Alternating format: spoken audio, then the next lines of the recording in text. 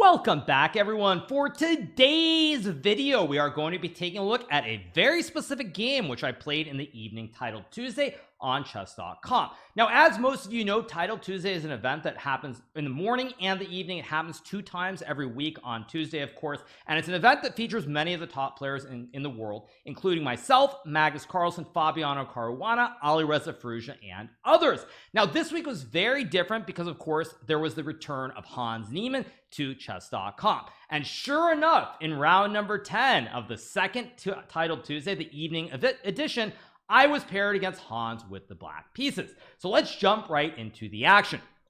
So the format is very simple. It's 11 rounds, 3 minutes plus 1 second increment for every game. So there's a little bit of time to think, but you still do have to try to move quickly. So the game starts with e4. I play the move e5. We get knight to f3, knight to c6, bishop b5, knight to f6, and Hans decides to castle. Now you may be wondering, why did I choose to play the Berlin defense? Now, in such a situation with all the drama and everything that's been going on, I felt like it made the most sense to be as solid as possible and try to see if Hans would maybe lose his mind, which is something that he's actually done quite frequently in a lot of games that he's played, where he has this will to try and push the game no matter the objective evaluation of the position and try to win, and in many cases he turns wins into losses. So I play the Berlin.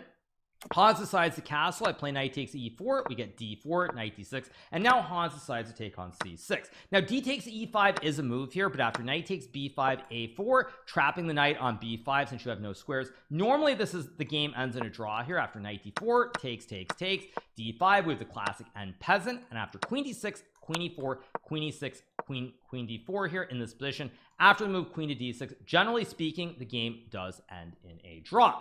So normally the game ends in a draw like this, but Hans decides to play the endgame with bishop takes c6 instead. And this, of course, is a classic Berlin endgame that was featured in the World Championship match, I believe in 2001, between Garry Kasparov, the legendary creator of the game, and Vladimir Kramnik, who actually would defeat Kasparov in their match to take the title. Now, a fun little tidbit is that in 2011, I worked with Garry Kasparov, so I did actually see his vaunted chess-based database, which has a bunch of different files on so many different openings, including the Berlin, Najdorf, etc. Now, in this position, after king takes d8, Garry Kasparov in his database had 211 different files on this position, and the reason for that is in the match, Kramnik was able to play his Berlin endgame, and Garry struggled to get any great winning chances, and so Garry became obsessed during the match, trying to break down or tear down the Berlin Wall, as Mr. Ronald Reagan would say all those years ago. And he was unable to do that. Finally, at the very end of the match, Kasparov would change track and play the Catalan. He wasn't able to come back because he lost a couple of games with the black pieces, but nonetheless, this has been a very topical endgame ever since that match.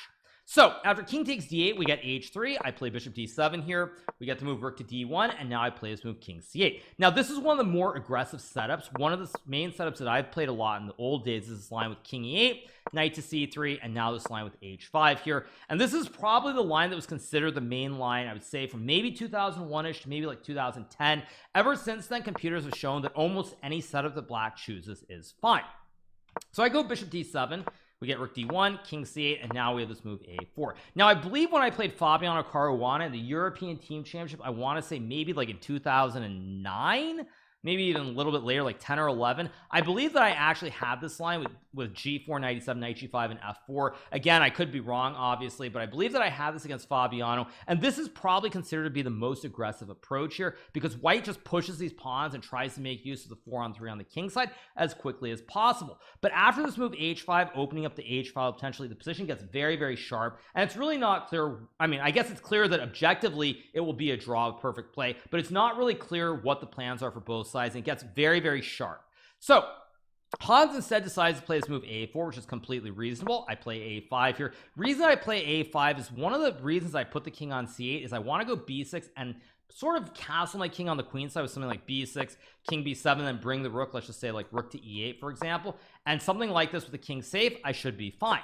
But in this position, if I do not play a5, say I play b6, after a5, there are a lot of problems here, because first of all, I can't move the king without hanging the bishop, and if I go bishop e6, white can maybe even play a move like a6 here, and it's not really clear how I'm getting this king developed so that the rook can come into the action. And if I can't move the king, then the rook is stuck on this a8 or b8 square for a very long time.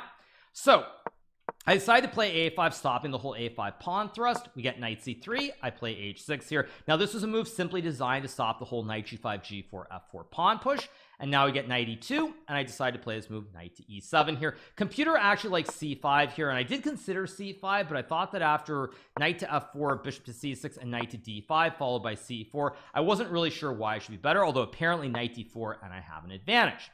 At any rate, I play the move knight to e7. We get this move b3. I play knight g6. We get bishop b2, and now I play c5 here. Reasoning behind c5 is I want to stop white from jumping with the knight to d4. I would love to put the bishop on either f5 or e6, but if I go to e6, there's knight d4. If I go to f5, there's maybe even some knight g3, but knight d4 once again is a big issue. So I end up playing this move c5 to take away the d4 square so I can move the bishop. Additionally, another very important facet of the Berlin endgame is the drawback for black is you have these double c pawns, but you do get the 2 bishops in return for the doubled pawns, and if you manually castle your king, you can potentially win the game. So I play c5 here, but this is also very committal because now after knight to c3, white is jumping with the knight to the d5 square. So here I play this move knight f4, and I actually kind of regretted this move pretty much as soon as I played it. Probably I should have gone b6, creating the classic pawn chain here, but also intending to move the king to b7. And after this move knight to d5 and bishop e6, black is probably a little bit better even after white plays c4 because you can go king b7, and after say rook d2, you can now play rook to e8. Rook is in the center of the board. You can maybe develop the bishop, maybe go c6 later. Computer likes it for black. I don't know if it's really much of an advantage, but it's definitely better than what I did in the game. So in the game, I go knight to f4. We get the move bishop c1. I go knight to e6, and my idea now is that the knight on e6 can maybe jump to d4, and I can use this nice diagonal from c6 to f3. So Hans plays knight d5, bishop c6, c4. I go g5 here. Now g5 was a very committal move. I wasn't really sure where I should put this pawn. I thought about both g6 and g5. At the end of the day, I played g5 simply because I felt that it supports a knight f4 move down the road. G6 probably is also completely fine, but I just wasn't 100% sure which move was right, and that's why I played g5. On the flip side, however, when I played g5 here, it does open up some weaknesses if the knights can get either to f5 or g4. So we get bishop b2. I play b6, knight to h2, and here I play h5. Now h5 I think is a mistake. Probably I should have played king to b7, and after knight g4, now maybe h5, knight f6, and something like rook to d8 or bishop g7, and black probably is a little bit better. Instead I go h5. Hans correctly plays knight to f1, and now the knight is going to e3 or g3, but beyond that it's going to f5, and the knights actually have a home on both the f5 and f6 squares, so it's very hard for me to do anything. And even with this bishop on c6, it's sort of staring at a dead diagonal. a4 of course is supported by the pawn, knight is supported by the pawn. If I ever take, I actually just lose the game. So this bishop, even though it looks nice, it's not doing anything because the knight is in the way here. So I go king b7. Hans plays knight e3. I go rook to h6 here. Now I did consider playing knight d4 in this position. I ended up not playing, which apparently is a great pity, because after bishop takes d4, cd4, and rook takes d4, apparently after this move rook to e8, black is actually a little bit better here, because when white goes rook e4 and you get bishop g7, suddenly both of the bishops are coming to life here, and the bishops are simply better than the 2 knights. Again, it might not make a lot of sense. Even to me, when I look at it on first glance, it's not quite clear why, but they are better. Ultimately, I chose not to play this because I only saw bishop c5, and I thought that after rook to e4, the knights are guarding each other, and I'm actually down a pawn here, and I didn't see a clear-cut plan. Now, if I had a lot more time, maybe I could have played this, but in a blitz game, you sort of want to play moves that make sense. And additionally, on top of that, I was moving way too slowly, so as you can see, I was down about 40 seconds at this point. So I go rook h6 here, knight f5, rook h8. He goes rook d2, and now I play this move bishop h6, and here Hans decides to trade the knight for the bishop, and I think this was a huge mistake from him. Not so much that he's necessarily in danger of losing the game per se, but the bishop on h6 is very passive here. It's not doing a whole lot, and you have this great horse on f5 that really cannot be removed easily. So when Hans trades the active knight for the bishop, it makes sense from the standpoint of maybe eliminating some danger long term, but on the other hand, now we have opposite color bishops, and I've got this great knight on e6 that threatens to jump to d4 and also prevents white from ever playing f4. So we get rook d1. I play rook to e8, knight f6. I go rook h8. Hans plays knight d5 back, and now I play rook e8. We get a couple of more waiting moves.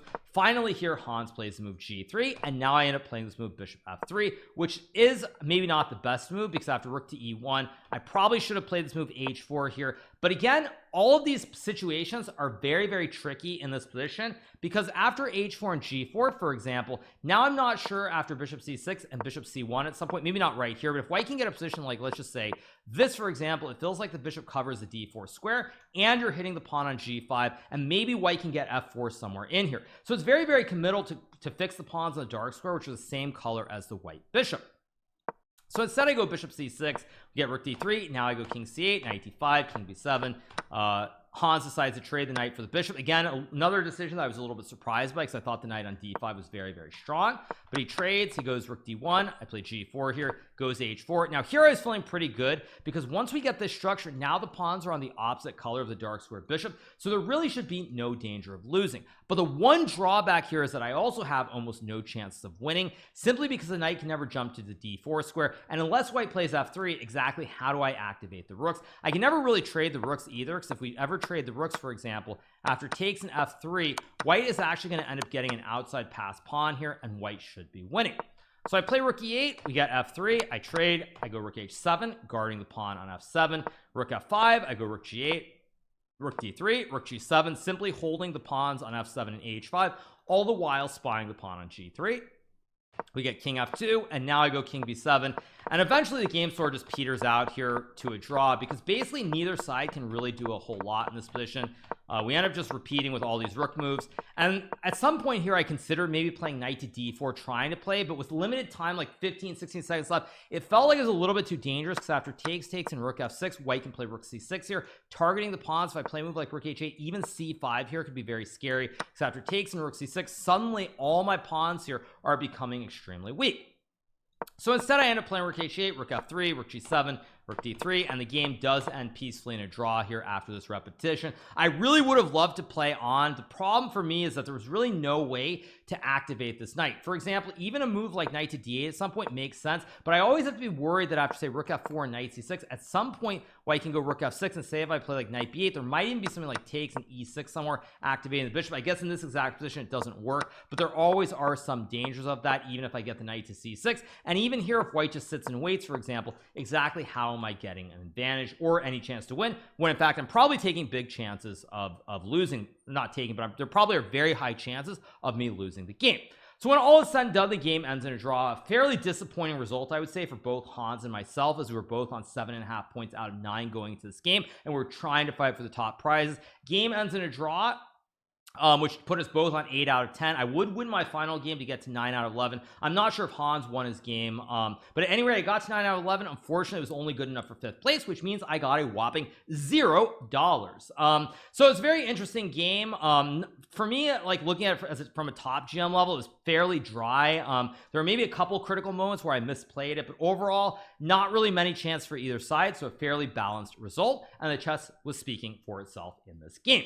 So on that note, you guys, I hope you've enjoyed this recap of my Titled Tuesday game against Hans Niemann today. I will be back with some more great YouTube-only content in the near future, but once again, make sure to hit that subscribe button below if you haven't already, and I'll see you guys very soon. Hope you enjoyed it. Have a great rest of your evening. Bye.